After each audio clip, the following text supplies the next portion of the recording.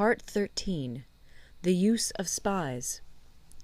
Sun Tzu said, "Raising a host of 100,000 men and marching them great distances entails heavy loss on the people and a drain on the resources of the state.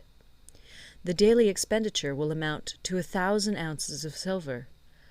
There will be commotion at home and abroad, and men will drop down exhausted on the highways.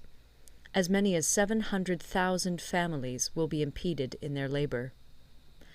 Hostile armies may feast each other for years, striving for the victory which is decided in a single day. This being so, to remain in ignorance of the enemy's condition simply because one grudges the outlay of 100 ounces of silver in honors and emoluments is the height of inhumanity.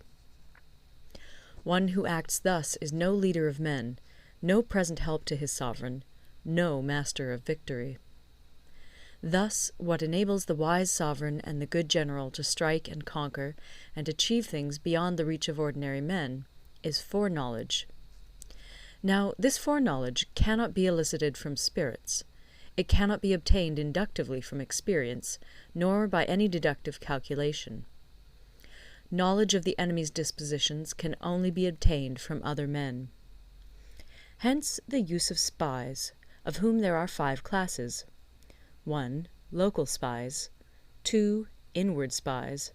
3. Converted spies. 4. Doomed spies. 5. Surviving spies. When these 5 kinds of spy are all at work, none can discover the secret system. This is called divine manipulation of the threads. It is the sovereign's most precious faculty. Having local spies means employing the services of the inhabitants of a district. Having inward spies, making use of officials of the enemy.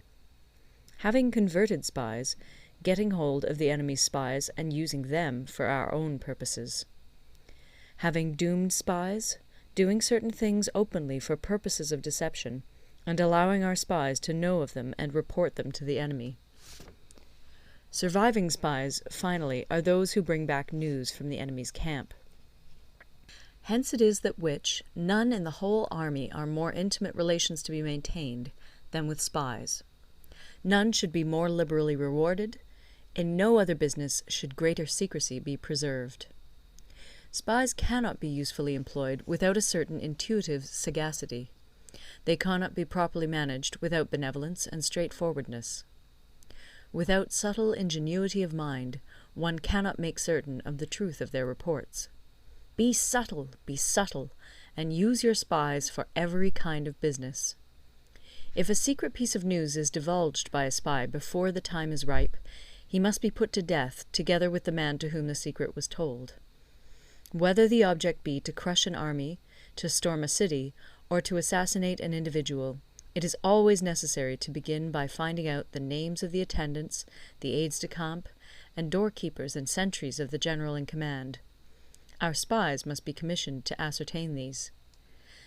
The enemy's spies, who have come to spy on us, must be sought out, tempted with bribes, led away, and comfortably housed.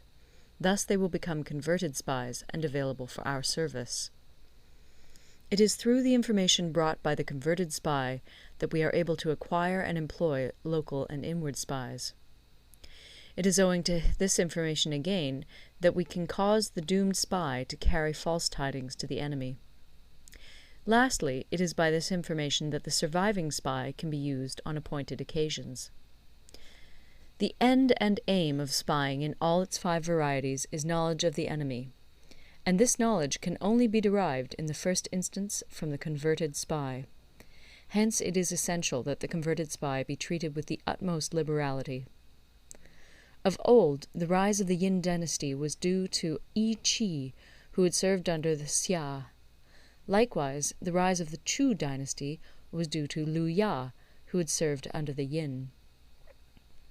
Hence it is only the enlightened ruler and the wise general who will use the highest intelligence of the army for purposes of spying, and thereby they achieve great results. Spies are a most important element in water, because on them depends an army's ability to move. End of the Art of War.